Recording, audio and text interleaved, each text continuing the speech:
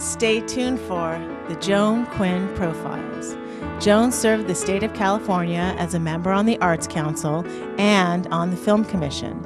She was formerly on the Architectural Commission and fulfilled 2 terms on the Fine Arts Commission for the city of Beverly Hills. As an editor for Andy Warhol's Interview magazine, Condé Nast Publications, and the Hearst Corporation, Joan covered the world of fashion, the mysteries of food, the excitement of theater, and the international art scene. She continues to find people who are on the cutting edge of their professions. Here's Joan AGAJAINIan Quinn. Our guest, who was born and raised in Long Island, New York, is author, community leader, marriage and family therapist, Sarri Gilman. She's got a bachelor's degree from George Washington University and a master's from the Phillips Institute. Sarri holds workshops and is in private practice on Whidbey Island, Washington State. What is a family therapist, and how long have you been doing it? Oh, I love that. What is a family therapist? A family therapist is somebody who works with individuals or couples or whole families and even multiple generations. Oh, is that right? Multiple generations? Issues. Well, I've what been are in the practice issues? Long enough to have now worked with multiple generations Oh, that's in a great. family. And when you work through that, what are the issues are the same, or do they change as they get older and change age? Issues definitely change. One of the things that I've learned from my clients is that as we age, we look back at our life entirely differently. We see every story differently, right? Are you experiencing that? I'm there now, and my daughter Right. was saying the other day, "Oh, look at them," and I went, "Isn't it nice?" Where I would have said the same thing she did at her age. That's it. Everything looks different, and I have learned that from people, and I love that. And so our perspective changes what we think of the stories that we've lived through. And we're changing because we're getting more mellow. Hopefully. Because people that don't reach that part, Joan, they're really missing it. Well, tell me what one issue would be that you deal with. I often deal with boundaries. That's why I wrote all about it. That's because your I book. feel like every issue eventually comes back to that issue. And what is a boundary? A boundary is how we say yes and no, but the deeper meaning of a boundary is it's how we take care of ourselves. It's really self-care. That's the job of our boundary, and so that affects everything. But does somebody come to you and say, my daughter isn't taking care of everything, or she's not doing it the right way? I don't think boundaries is a common word. My daughter used it this morning with her father. She said, I didn't know what the boundaries were. But maybe that's becoming You're right. It's not a common. No, Yeah. it is not a common word. It was. It's not even a common concept, and that's right. That's why I wrote the book, was because it is so uncommon. But really, once you start paying attention to it and you put your awareness on it, you notice that it is affecting everything, because our boundaries affect every single decision. Anytime you make a decision, you're using your boundaries. Like, should I say yes or should I say no? That's right. Anytime you're making a decision about anything, anytime you're in a relationship with any other human being, you're using your boundary around how that relationship, how close they are, how far they are, how you're going to manage situations with them. And it affects, so it's every decision, it's every relationship, and it's your entire life long. We never outgrow the need to use these skills. So have you always been talking about boundaries since you've been a therapist? Is that your... I love that question, because the truth is, it's what my clients are always talking about. Oh, they're and right. So, but I mean, like, you always... it's what they come in and they decide what they're going to talk because about. the reason I'm asking is you founded something called Cocoon House. Yes. And did that come out of boundaries? Did that involve boundaries? All what of is my that? work. What was that? Cocoon House is, well, it still is. It's a teen shelter and teen housing program in Everett, Washington. It has several locations in Washington State, and it's there to serve and get kids off the street, basically, and help them turn their lives around.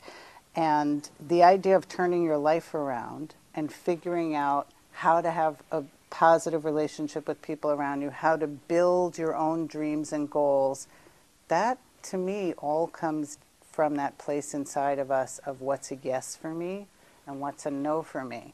And so even with those teens, they had to figure out, what's a yes for me? What really is what I want to do next? Is school, finishing school, a yes for me? Are drugs a yes for me?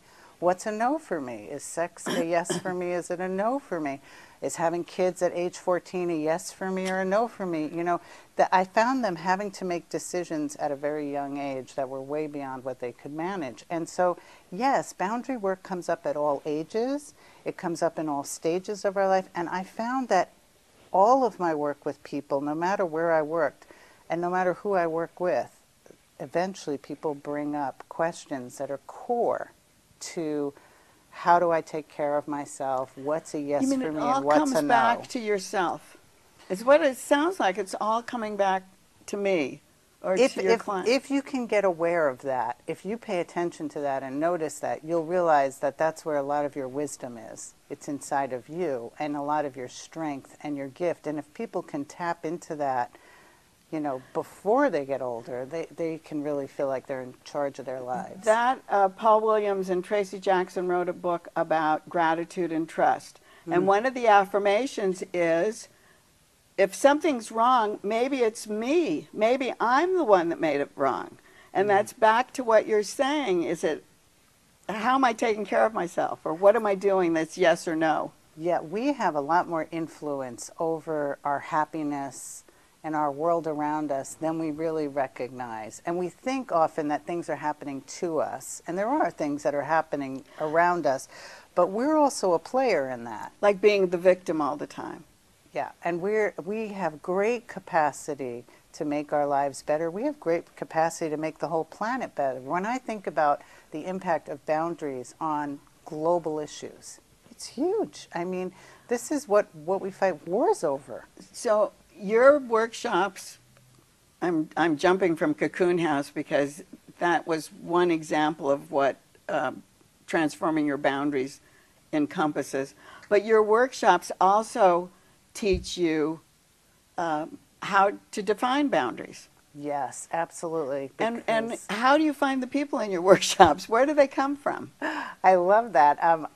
You know, the workshops became my way of just opening up the doors to this conversation with whoever wants to come to the workshop and focus on this How work. do we know where to find Sarri Gilman in her workpsop? I have a website, Okay. transformyourboundaries.com, and it's also under my name. And I list current workshops where anybody could attend. So are they all over the city, all over the state, all over California? I've done them in all different places, and then they're also hired privately by companies or people who want to have a get-together with a small group of people and bring together 10 people or 20 people or 30 people, and I'll do the workshop there. I wondered about that. Would they be like Privately. Corporations? Would companies call you? And organizations, and then I go in and work with the staff, and the focus is on, it's the same, the workshop is 3 hours, and my goal is to equip everybody in the room in 3 hours with everything they need, all the tools that they will need with their boundaries for the rest of their life. Do they use That's the my card? goal in 3 hours. Do they and use the card deck? They do use the card And deck. I remember being in it. You pair people up.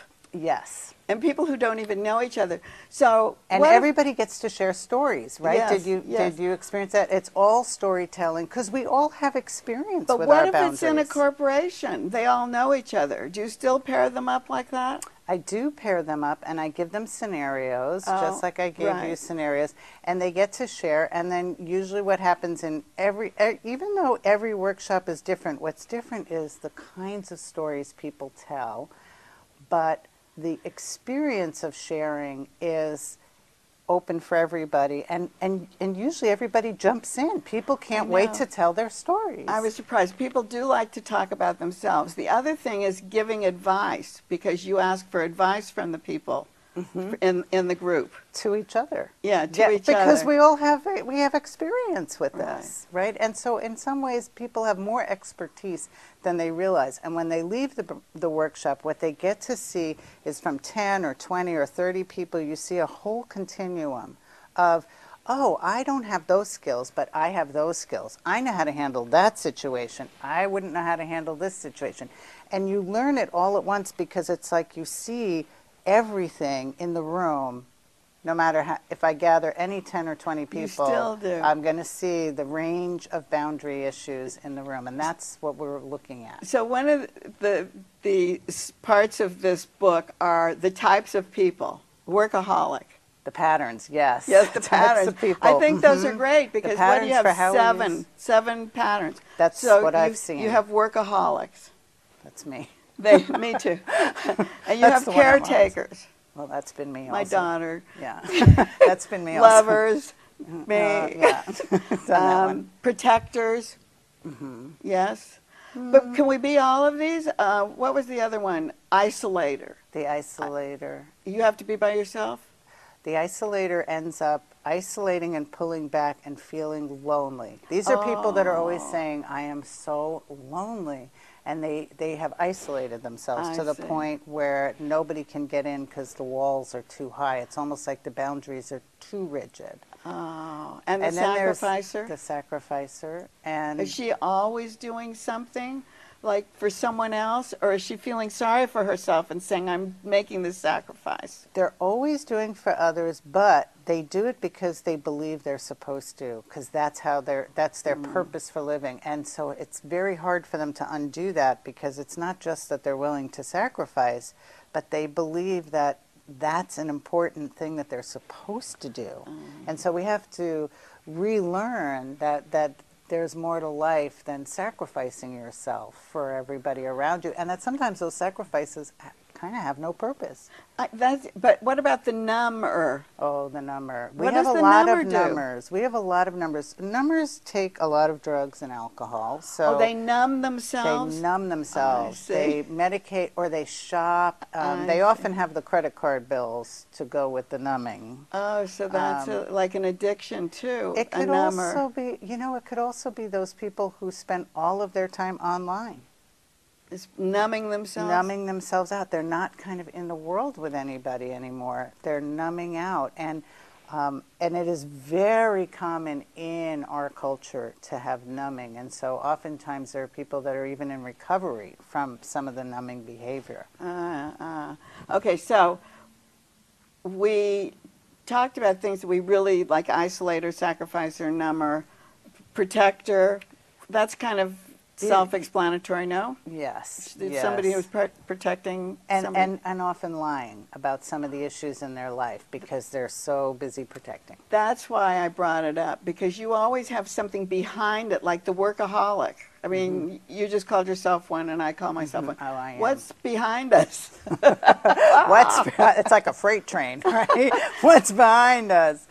Yes, it's what's pushing us is that feeling of, wanting to be, well, for me, what pushes me is not wanting to disappoint and always having this thing of excellence, right? Interesting. Which can turn into almost perfectionism. Like not disappoint. That's a big part. Yeah, and so when I set a boundary for my work in the world, when I'm setting boundaries, first of all, I sweat. Because setting boundaries does involve sweating. And if you're not sweating, then you're actually probably not doing the hard part of the boundary work that you have to do. So we sweat. And when I'm about to set a boundary and I'm saying to somebody that, the answer is going to be no, what I always start with is, you're going to be disappointed. And that helps me. Because then I'm like, whew, I don't have to hear how disappointed they are because I've just said it. You told them. Yes, and so you have to think of your line of what drives you and then say it.